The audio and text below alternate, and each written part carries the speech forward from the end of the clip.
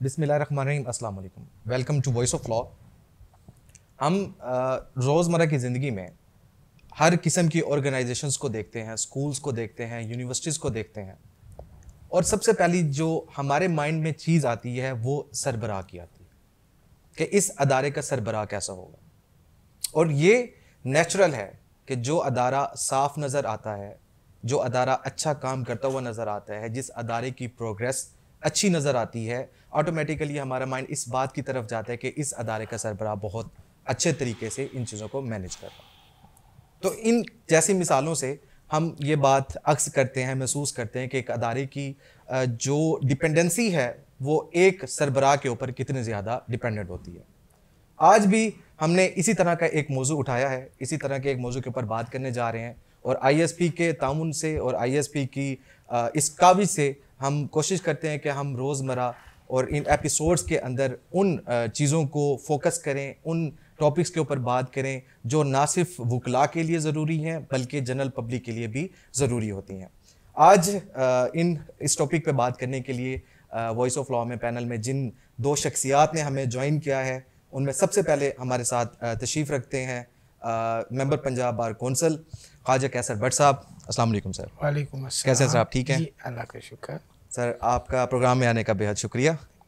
उनके साथ तशरीफ़ रखते हैं general secretary high court bar association Syed Anees Mehdi साहब। अस्सलाम वालेकुम सर। वालेकुम सलाम। कैसे हैं अनीस साहब, आप ठीक हैं? ठीक ठाक सर आप माशाल्लाह इससे पहले भी जनरल सेक्रेटरी डिस्ट्रिक्ट बार रह चुके हैं जी, मुल्तान के। चलें, it's your second time. Second time है। चलें माशाल्लाह। सर आपको सबसे पहले बहुत बहुत मुबारक कि आपने अब जो इलेक्शन हुआ रिसेंटली उसमें आपने विन की है और बड़े अच्छे मार्जिन के साथ आपने विन की है। एंड आई होप कि आपकी ये जो काविश है, आपने जो इलेक्शन विन किया है, इसका हमेशा की तरह जो है वो बार को और हाई कोर्ट को, डिस्ट्रिक्ट कोर्ट को फ़ायदा होगा इंशाल्लाह। सर आप अपने बारे में ज़रा बताइए वकला को, क्योंकि आप एज अ मेंबर पंजाब बार भी हैं, एडवोकेट सुप्रीम कोर्ट भी हैं। आपकी अर्ली एजुकेशन क्या है और आपने लॉ कहाँ से किया, प्रैक्टिस कब स्टार्ट की और कहाँ से स्टार्ट? मैं जी गवर्नमेंट इस्लामिया हाई स्कूल हरम गेट से मैंने इसका मैट्रिक किया, फिर गवर्नमेंट कॉलेज बोसर रोड से लॉ किया। उसके बाद चूँकि मेरा फील्ड में था इकनॉमिक्स, तो मैंने फिर MA इकनॉमिक्स बहाउद्दीन ज़िक्री यूनिवर्सिटी से किया। उसके बाद मेरे उस्ताद थे डॉक्टर मुश्ताक साहब इकनॉमिक्स में, उन्होंने मुझे गाइड किया कि मुझे इस फील्ड में होना चाहिए। तो एक बार मैंने उनसे पूछा भी कि इस फील्ड में, उन्होंने कहा जी कुछ चीज़ें होती हैं जो उस्ताद को नज़र आती हैं। तो फिर मैंने LLB किया।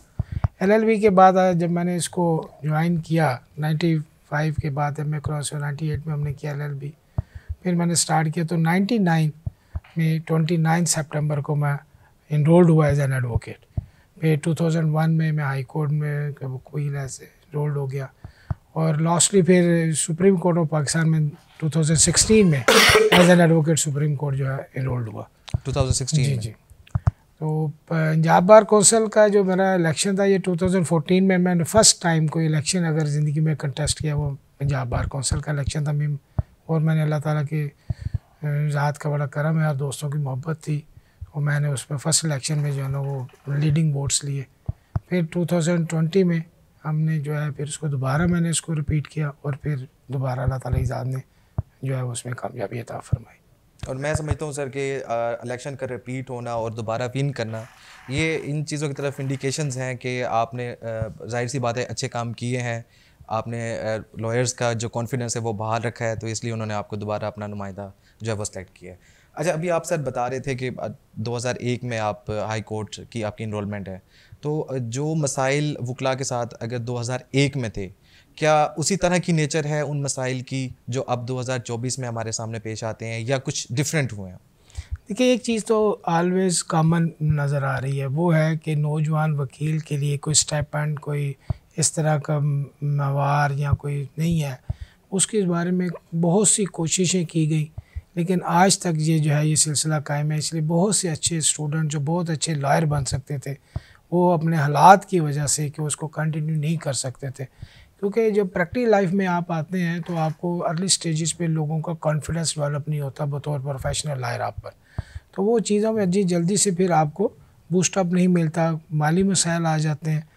लेकिन आज भी वो मसाइल है और बावजूद कोशिश के मैं मेंबर पंजाब बार कौंसिल ने बहुत से लेवल पे इसकी कोशिश की। इस पे अभी भी कुछ प्रोग्राम शुरू करने का इरादा है, लेकिन गवर्नमेंट्स ने कभी भी लॉयर्स के इस हवाले से अकोमोडेट नहीं किया, जिसकी बड़ी सख्त ज़रूरत है।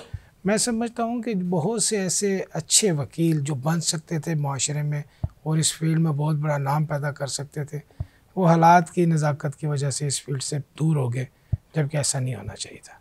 तो ख्वाजा साहब, आप कहते हैं कि जो माली मसाइल हैं वो किरदार अदा कर रहे हैं कि जो लॉयर्स शिफ्ट कर जाते हैं एलएलबी से, या डिग्री छोड़ देते हैं या बाद में प्रैक्टिस छोड़ देते हैं, शिफ्ट कर जाते हैं, तो आपको लगता है कि जो माली मसाइल हैं वो रोल प्ले कर रहे हैं ये वाला। तो ये बड़ा ज़बरदस्त एक प्लेटफॉर्म आईएसपी ने प्रोवाइड किया। अब आपकी जो ये वीडियो है, ये जो कंटेंट है, हो सकता है कोई गवर्नमेंट ऑफिशियल भी इसको देख रहा हो, तो आप क्या सजेस्ट करते हैं कि गवर्नमेंट को क्या स्टेप उठाने चाहिए कि इस तरह के मसाइल को दूर किया जा सके? जो परवेज़ इलाही साहब जो वज़ीर आला पंजाब थे, उन्होंने एक प्रोग्राम शुरू किया था, इंटर्नशिप प्रोग्राम। ये चीज़ें मैं शायद उससे पहले भी हूँ, लेकिन मेरे नॉलेज में नहीं आई इससे पहले।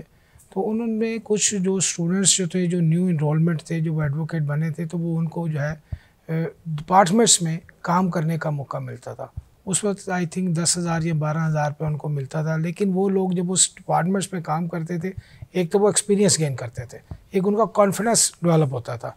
फिर ये है कि जब वो प्रैक्टिकल वर्किंग में आते थे तो वो फिर आगे जो है उनके लिए आसानी थी। जिन लोगों ने भी इस तरह के प्रोग्राम ज्वाइन किए, मैंने नहीं देखा कि उनमें से कोई एक भी जो है वो इस प्रोफेशन को छोड़ कर गया हो। तो अर्ली स्टेज पे सबसे ज़्यादा ज़रूरी है कि आप उसको कम से कम 2 साल, एक न्यू इनरोलमेंट को जो एडवोकेट के लिए इनरोल्ड होता है, जब तक उसका हाई कोर्ट का लाइसेंस, क्योंकि एलिजिबल होता है 2 ईयर्स के बाद, उस वक्त तक उसको हर सूरत, और ये गवर्नमेंट को देना चाहिए। देखिए, वकला के पास इतने वसाइल नहीं है, पंजाब बार कौंसिल हो या पाकिस्तान बार कौंसिल हो, इनके माली वसाइल इतने नहीं है कि वो किसी को दे सकते हैं। लेकिन चूँकि गवर्नमेंट्स बहुत से डिपार्टमेंट्स में एजुकेशन के अलावा भी हेल्थ में भी दे रही होती हैं, जैसे आप हाउस जॉब देख रहे हैं, तो इससे स्कॉलरशिप्स दे रहे हैं हाउस जॉब के जिस तरह, इसी तरह 2 साल का अगर ये आ जाए, उससे एक बहुत अच्छा है। एक तो फ्रेश ब्लड जो है उस डिपार्टमेंट को मिलेगा जो उनके मैटर में नई टेक्निक्स के साथ। अब देखिए, लॉ जितना जितना न्यू टेक्निक्स पे आ रहा है, मॉडर्न डिवाइसेस पर चला गया है, उसके हवाले से बहुत ज़्यादा इसका रोल आ गया है इंटरनेट का। तो उसमें ज़रूरी है कि फ्रेश इन्वॉल्वमेंट अगर आएगी तो डिपार्टमेंट को भी फ़ायदा होगा और बहुत से अच्छे काम करने वाले अलाइक जो स्टूडेंट्स हैं वो इस प्रोफेशन में रह जाएंगे। चलें ख्वाजा साहब, एक नहायत ही मुनासिब आपने सोल्यूशन बताया है और मैं उम्मीद करता हूँ कि इस तरह का जो सोल्यूशन है वो टेकअप भी हो जाए। अनीस वैज़ी साहब, आपने रिसेंटली बड़ा अच्छा एक इलेक्शन कंटेस्ट भी किया और उसको विन भी किया है और वकला ने आपको वोट किया है। इसका मतलब है आपके ऊपर उनको कॉन्फिडेंस है कि आप एक अच्छी लीडरशिप क्वालिटी जो है वो पोजेस करते हैं। आप ऐसे क्या स्टेप हैं जो आपको लगता है, जो आप समझते हैं कि आप डिफरेंट उठाएंगे पिछली जो क़यादत है उसके मुकाबले में, कि आप वकला की जो बहबूद के लिए, यंग वकला जो ज्वाइन करने वाले हैं या जो ज्वाइन कर चुके हैं, जिन्होंने रिसेंटली ज्वाइन की है, उनकी फ़लाह के लिए या उनकी एनर्जी को मेंटेन रखने के लिए आप उठा सकते हैं? जी, बिस्मिल्लाहिर्रहमानिर्रहीम। सबसे पहले आपका शुक्रिया, आपने आज हमें यहाँ पे मदऊ किया। जहाँ तक इलेक्शन की बात है, तो इलेक्शन हर दोस्त का राइट होता है, लड़ते हैं, मेहनत करते हैं और बड़ी मुश्किल से यहाँ तक आप पहुँचते हैं जी। और उसके बाद जो जिम्मेदारी हैं जिसकी आप बात कर रहे हैं, तो रिसेंटली मुझे अभी 2 हफ्ते हुए हैं। इस 2 हफ्ते में भी हमारी जो प्रोग्रेस है उसमें हम जो है काफ़ी मिनिस्ट्री से मुलाकात कर चुके और उसमें लॉ मिनिस्ट्री से बात कर चुके, और ख़ास तौर पे वकला के हवाले से कि उनकी फलाह बहबूद के लिए हम मज़ीद आगे कितना जा सकते हैं, हम उनके लिए कोई हेल्थ फैसिलिटीज़, एजुकेशन के हवाले से और जो नौजवान दोस्त आते हैं उनके हवाले से हम क्या हम आगे कर सकते हैं। तो ज़रूरी है कि जब जैसे भट्ट साहब ने कहा, हमारे सीनियर हैं, मेंबर पंजाब बार कौंसिल है, लामाला यहाँ पे दोस्त आते हैं और उनसे बहुत सारी तवक्कुआत जो है वो फैमिली को भी वाबस्ता होती हैं, क्योंकि वो इस एज में जाके वो इस प्रोफेशन को ज्वाइन करता है जहाँ पे वो काफ़ी सारी जिम्मेदारियाँ जो है उस पर डिपेंड करने वाले काफ़ी सारे दोस्त हो जाते हैं। तो उस हद तक जो वो सोच रहे होते हैं उस वक्त तक उसकी अर्निंग नहीं होती। तो उस हवाले से नौजवान वकील के लिए जो मुख्तलिफ ज़राए थे वो यही थे कि जिस तरह मुख्तलिफ महकमों में जो है लीगल एडवाइजरी है, मुख्तलिफ पोर्शंस में है, आपके हर फर्म में हर सनतकार के पास जो है वो बाकायदा अगर एक लीगल एडवाइज़र की जो है वो वहाँ पे मौजूदगी हो। मतलब आप यहाँ पे देखें कि आपके अगर यहाँ पे इसको सर्च करें ज़रा कि आपके यहाँ पाकिस्तान में या इवन सिर्फ मुल्तान में देखें कितनी सनतें काम कर रही हैं। आप छोटी छोटी सनतें देखें कि आपको एक लातदाद सनतें नज़र आएंगी। अगर गवर्नमेंट इन पे फोकस करके हर सनत के साथ एक दोस्त को, हमारे वकील दोस्त को उनके साथ अगर एडजस्ट कर दें जिससे वो उसको इनकम का जरिया भी बन सकता है, और ना कि सिर्फ वो इनकम का जरिया बनेगा बल्कि उसकी सनतकार के भी उसके अपने तहफ़्फ़ुज़ के लिए वो बेहतर होगा कि उसके जो राइट्स हैं वो है एक पढ़े लिखे दोस्त के पास होंगे, और पढ़े लिखा दोस्त जो है वो अपनी मामलत के साथ, अपने सीनियर्स के, अपने दीगर दोस्तों की मामलत के साथ उसके बेहतरीन राइट प्रोटेक्ट कर सकता है। और कल को जो उसके कीमती हकूक़ है जो वो इस तरह के नाकिस एग्रीमेंट करके और उसके बाद जो है लिटिगेशन का शिकार होता है, और उसके बाद वो जब कचहरी में आता है फिर उसे पता चलता है कि शायद मेरे लिए ये बड़ा अहम था कि मैं एक किसी लॉ प्रोफेशनल दोस्त को यहाँ पे अपने पास एक बतौर लीगल टीम के वहाँ पे एडजस्ट करता और वो मुझे लीगल असिस्टेंस देते, और उसके बाद ये कम अज़ कम मेरा ये नुकसान होता। तो हर फर्म के साथ अगर एक दोस्त को भी साथ एडजस्ट कर दी जाए और गवर्नमेंट इसको मुख्तलिफ मराइल पे अगर इस जिम्मेदारी को कबूल करे और आगे ये जिम्मेदारी दोस्तों तक पहुँचाए, तो उस पर लाजमी चेक एंड बैलेंस भी होना चाहिए।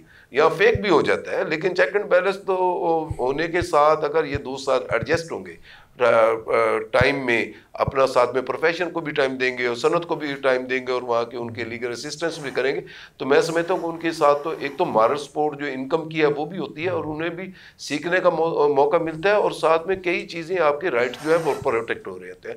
इसमें वो भी फायदे में है और साथ में हमारा आने वाला दोस्त भी म्यूचुअल बेनिफिट्स हैं। म्यूचुअल बेनिफिट्स हैं तो एग्जैक्टली ऐसा ही होना चाहिए। अगर इस तरह से अगर कर देते हैं तो मुझे लगता है कि बहुत सारे जो माली मसाइल थे जिनका जिक्र अभी ख्वाजा साहब ने किया है तो वो भी ख़त्म हो सकते हैं। चलिए सर, हमारे गुफ्तगू का सिलसिला जारी रहेगा। आपका बिजी जो स्केड्यूल है उसको भी मद्देनज़र रखना है, तो अभी एक शॉर्ट ब्रेक का टाइम हुआ चाहते हैं, उसके बाद आपसे जो गुफ्तगू है उसको हम कंटिन्यू रखेंगे। तो मिलते हैं एक शॉर्ट ब्रेक के बाद। तब तक आप ISP मुल्तान ऑफिशियल को लाइक एंड सब्सक्राइब करना मत भूलिए। मिलते हैं एक शॉर्ट ब्रेक के बाद।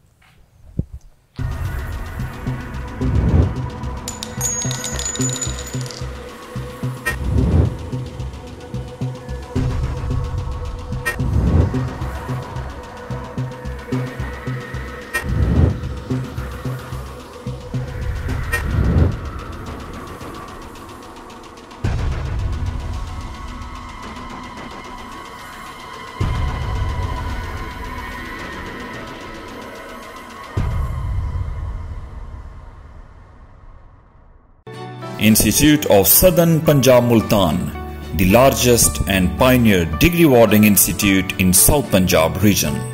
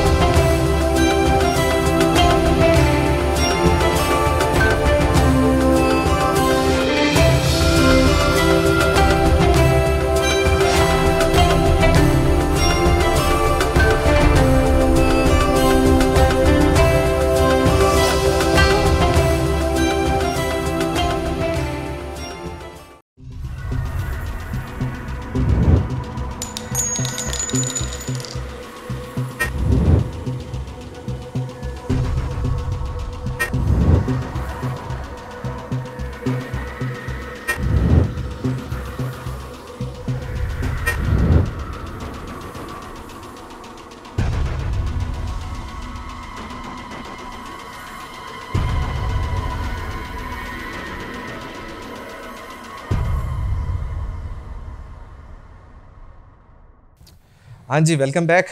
हम गुफ्तगू कर रहे थे किसी भी अदारे के सरबराह के ऊपर कि उसको कैसा होना चाहिए और उसके साथ कितनी चीज़ें जो हैं वो डिपेंडेंट हो रही होती हैं। डेफिनेट बात है, उसके साथ स्टेक होल्डर्स का जो स्टेक है वो भी डिपेंडेंट है, वो खुद भी डिपेंडेंट है, अदारे की भलाई भी डिपेंडेंट है। तो हमारे साथ मौजूद थे ख्वाजा कैसर भट्ट साहब, मेंबर पंजाब बार कौंसिल, और उनके साथ तशरीफ़ रखते हैं जो general secretary high court bar association Syed Anees Mehdi साहब। सर आप बता रहे थे कि आपने इलेक्शन कंटेस्ट किया और फर्स्ट टाइम ही जीत गए। सर हमारे जो स्टूडेंट्स हैं जो कुछ स्किल्स रखते हैं या उनकी सोच है कल को जाके इस प्रोफेशन में इलेक्शन कंटेस्ट करना चाहते हैं, तो उनके बारे में बताएं कि ये मेंबर पंजाब बार का इलेक्शन कब होता है और इसमें कितने मेंबर्स होते हैं और उनकी सिलेक्शन कैसे होती है? ये मेंबर पंजाब बार कौंसिल का जो इलेक्शन है ये legal practice bar council act 1973 के तहत होता है और ये तमाम प्रोविंशियल बार एसोसिएशन में होते हैं और ये 5 साल के बाद होते हैं। और हर ये 5 साल के बाद? 5 साल के बाद। इसमें पंजाब में 75 सीट्स हैं और मुल्तान डिस्ट्रिक्ट की 4 सीट्स हैं। एज़ पर से वॉल्यूम ऑफ स्ट्रेंथ जो है ये इलेक्शन वैसे ये डिवीज़न वाइज होता है, हमने पूरे डिवीज़न से वोट लेना होता है। वैसे मैं 2014 में इलेक्शन लड़ा तो उसमें मुल्तान डिवीज़न का पार्ट था, साहिवाल भी और पाकपतन भी। तो फिर उसके बाद जो है वो साहिवाल इंडिपेंडेंट डिवीज़न बना तो 2020 में हम इसमें आ गए। तो उसमें तो ये 17 सीट्स थी पूरे मुल्तान डिवीज़न की जो है ना, अब वो 12 हो गई। तो ये सारे इलेक्शन जो थे उसमें काफ़ी ज़्यादा 75 है इस तरह। तो पंजाब में मुल्तान से जो 4 जो टॉपर होते हैं वो मेंबर्स सेलेक्ट हो जाते हैं। इसका इलेक्शन दोबारा नहीं होगा, अगर अल्लाह ना करे किसी का किसी वजह से कोई एलिवेशन हो जाती है तो वो सीट वैकेंट रह जाती है या किसी भी सूरत में वैकेंट हो जाए। अच्छा, तो डिस्क्वालिफिकेशन कोई भी हो जाएगी? नंबर्स में होगा जो 5 नंबर वाला अल्टीमेटली ऑटोमेटिकली जो है वो फॉर द रिमेनिंग टेन्योर जो है रिमेनिंग टेन्योर वो करेंगे। इस तरह इलेक्शंस नहीं होता दोबारा इलेक्शन। इस तरह इसका इलेक्शंस का ये भी है कि आपने पंजाब में पाकिस्तान बार कौंसिल की 11 सीट्स हैं, ये ट्रांसफरेबल वोट है। जिस तरह सेनेट का इलेक्शन रिसेंटली हुआ तो सेनेट के इलेक्शंस की तरह ये ट्रांसफरेबल वोट है और इस तरह हम 11 मेंबर्स पाकिस्तान बार कौंसिल, यही 75 मेंबर्स जो हैं वो उनको चूज़ करते हैं। तो पंजाब बार कौंसिल जो है वो बड़ा इंडिपेंडेंटली, इसमें 16 इसकी जो है वो कमेटीज़ होती हैं, 3 स्टैट्यूटरी है, इनरोलमेंट कमेटी है, इसका डिसिप्लिनरी कमेटी, एग्जीक्यूटिव कमेटी और बाकी ये पूरी वर्किंग्स हम कमेटीज़ की सूरत में कर रहे होते हैं। और इसके में देखें ना, आपकी लीगल एजुकेशन कमेटी आपसे बड़ी रिलेटेड है, आपकी इनरोलमेंट कमेटी जो नौजवान जो है इनरोल्ड होने के लिए जाएंगे वो इनरोलमेंट कमेटी है। इनरोलमेंट कमेटी के जो हेड होते हैं वो सिटिंग जज ऑफ द हाई कोर्ट होते हैं और 2 members Punjab bar council enrollment committee का पार्ट होते हैं। इस तरह डिसिप्लिनरी प्रोसीडिंग में अगर आते हैं तो जिसमें मिसकंडक्ट ट्रिब्यूनल है उसको भी हेड सिटिंग जज ऑफ द हाई कोर्ट करते हैं, nominated by the chief justice of the high court. तो इस तरह ये मिसकंडक्ट, इस तरह एग्जीक्यूटिव कमेटी का जो मैटर्स है वो इंडिपेंडेंट है। तमाम इस टाइम 132 के करीब बार्स हैं मुल्क पंजाब में 80 जो है वो तहसील बार्स हैं, 38 जो है डिस्ट्रिक्ट बार्स हैं और 4 हाई कोर्ट बार्स हैं। तो इस तरह ये 132 बार जो है उसको एग्जीक्यूटिव कमेटी उसको डील कर रही होती है। फिर हमारे पास जैसे रिसेंटली मैं डिसिप्लिनरी कमेटी में हूँ, तो डिसिप्लिनरी कमेटी में कोई भी शख्स जिसको किसी वकील से शिकायत हो कि इसने प्रोफेशनल मिसकंडक्ट किया है तो वो अपनी एप्लीकेशन मूव करता है और हम उस एप्लीकेशन को हट करते हैं और हम उसका लाइसेंस भी वकील का सस्पेंड करते हैं। इवन कि हम उसके कैंसिलेशन ऑफ लाइसेंस के लिए रिकमेंड करते हैं और फिर जो है उसको हेड जो करते हैं सिटिंग जज मिसकंडक्ट ट्रिब्यूनल, वो उसको अगर कैंसिल कर दें तो वो लाइसेंस जो है उसका कैंसिल हो जाता है। इस हद तक ये पंजाब बार कौंसिल ना सिर्फ लाइसेंस देती है बल्कि उसको चेक एंड बैलेंस भी करती है, बार एसोसिएशन को भी करती है, प्रोफेशनली वकील को भी करती है। तो ये सारे वैसे इसमें यहाँ पर हमारे पास बहुत हमने पढ़ने के लिए PLJ हमारा एक सेक्शन है पूरा, उसकी एक कमेटी है। हमने 2018 से पूरे पाकिस्तान पंजाब और पाकिस्तान के तमाम जी PLJ हमने उसको लॉ साइड जो है फ्री की हुई है।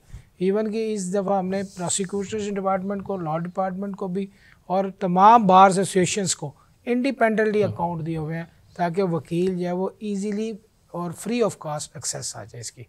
तो ये लॉ साइट के हवाले से हमारा अच्छा, हमें बुक्स का बहुत ज़्यादा इशू था, बुक्स बहुत महंगी हो गई थी, मार्केट में कंपटीशन नहीं था। तो आपने उसको PLJ इस टाइम तकरीबन 50 से ज़्यादा बुक्स छाप चुका है। अच्छा, आपने रिसेंट देखा होगा, मैंने आज जो है वो ISP को भी इस हवाले से जी वो बड़ा एक आज ISP में आपने बड़ा एक ज़बरदस्त सेमिनार कंट्रीब्यूशन की वजह से बुक्स का जो रेट है वो मार्केट में बहुत कम हुआ है। तो ये फिर हमने PLJ मंथली जर्नल हम करते हैं, हम पूरे जो है हमारा 640 से ज़ायद सफ़े का मंथली जर्नल है और उसकी कास्ट हम पहले 250 थी, अब इस 2024 में उसको हमने 300 रुपये में किया और वो सबसे सस्ता है, लो प्रॉफिट भी नहीं, no loss no profit base पर PLJ का मंथली जर्नल छप रहा है। और इस टाइम देखें 640 पेज का उसका छपना और उसकी प्राइस सिर्फ 300 प्राइस तो बहुत ये मिनिमम ये प्राइस है। ज़रूरी है इसमें हमने किया। चलें, आपने कैसे साहब बहुत ज़बरदस्त तरीके से बड़ा कॉम्प्रिहेंसिव बताया डिटेल्स के अंदर। तो मैं उम्मीद करता हूँ कि स्टूडेंट्स जो देख रहे होंगे, जो चाहते हैं कि कल को जाएं और इलेक्शन कंटेस्ट करें, इंस्पायर्ड हों इन चीज़ों से, तो उनके लिए बड़ा इन्फॉर्मेटिव रह जाएगा। अच्छा अनीस मेहदी साहब, आप बताएं कि ये इलेक्शन जो हाई कोर्ट का, सदारत का और नायब सदर का, जनरल सेक्रेटरी का, ये कितने साल बाद कंडक्ट होते हैं और इसमें वोटिंग आपने कहाँ कहाँ से लेनी होती है, इसका क्या प्रोसीजर होता है? इसमें हमारा जो हर ये इलेक्शन में हर साल मुनक्किद होता है और ये हमारा बाकायदा इसमें डेटें फिक्स होती है कि हमारा लास्ट फरवरी जो है वो हम लास्ट होना है वीक जो है लास्ट फरवरी में, उसमें हर इलेक्शन में होना है। उसमें डेट आगे पीछे मुमकिन नहीं है अगर कोई वजूहत ना हो तो बाकी ये हर साल इलेक्शन होता है। इस इलेक्शन में हमारे मुल्तान डिवीज़न और डीजीफान डिवीज़न और साहिवाल कुछ डिवीजन्स के बार्स हैं जहाँ से हमने वोट लेना होता है। वो ऑलमोस्ट तकरीबन 29 थी इस दफ़ा जो है, मतलब 12 से शुरू होता है और उस वक्त जो है चला जाता है रुझान तक, और रुझान से फिर साहिवाल तक और लोधरा तक। तो ये तमाम बार से आप लोगों ने तमाम बार से हमने अपनी कोऑर्डिनेशन रखनी होती है कैंपेन के ज़रिए, मुख्तलिफ दोस्तों के ज़रिए से। और ये जब तक हम ये दोस्तों से मिले नहीं, ज़ाती रिक्वेस्ट ना हो या ज़ाती आपकी अफेयर्स ना हो, तो उस वक्त तक दोस्त आपको कंसिडर भी नहीं करते या फिर काम ना हो तो भी कंसिडर नहीं करते। मेहनत में होता है जी, हर दोस्त ने अपने मेहनत करनी होती है। तो बाकी पॉलिटिकल प्रोफाइल हर दोस्त का अपना होता है। मैं 2010 में भी बतौर डिस्ट्रिक्ट एग्जीक्यूटिव मेंबर रहा इसमें लाइब्रेरी सेक्रेटरी। आपके यही से लगता नहीं अपना पॉलिटिकल कैरियर अच्छा आपकी ऐसे लगता नहीं, वैसे सॉरी नो ऑफेंस, बट आपकी एज है क्या सर? क्योंकि 2010 में भी आप जनरल सेक्रेटरी थे, 24 में भी बन गए। एग्जैक्ट एज आपकी क्या है? अगर कैमरे के सामने ना बताएं तो नो इशू। चले बहुत शुक्रिया सर, आपने बताया। हाँ जी, तो बहरहाल तो ये बड़ा अहम जिम्मेदारी होती है हमारी। हर साल एक दूसरे दोस्त पे आने वाले पे डिपेंड करता है कि वो कितना काम कर जाता है, और ये हर दोस्त अपनी जिम्मेदारी बड़े ऐसे तरीके से अदा करता है। और बाहर बेंच के दिन में मामलात को लेके चलना और तो वहाँ मुकला के मसाइल को साथ लेके चलना, मैं समझता हूँ सर ये बड़ा फेयरनेस के साथ एक साल चलाना पड़ता है, क्योंकि आपको पता है कि एक साल बाद आपने दोबारा अपनी ही कम्युनिटी में, जो वकला की कम्युनिटी है उसमें जाना है, बैठना है, वहीं पे बात करनी है। तो आपका सर बेहद शुक्रिया अनीस मेहदी साहब, आपने हमें ज्वाइन किया। अभी वक्त होता है एक शॉर्ट ब्रेक का, तो उसके बाद हम इस सेशन को कंटिन्यू रखेंगे। मिलते हैं शॉर्ट ब्रेक के बाद।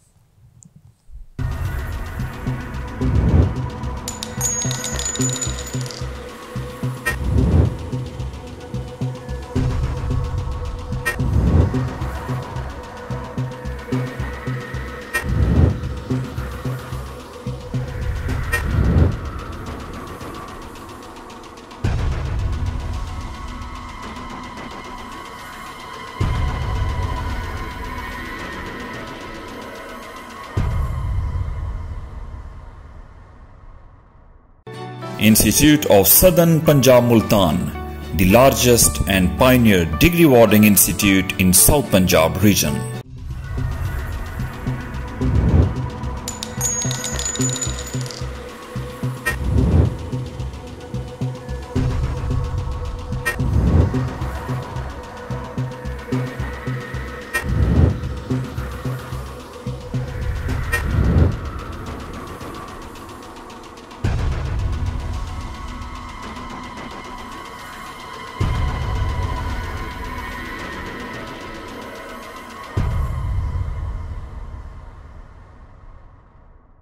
जी वेलकम बैक।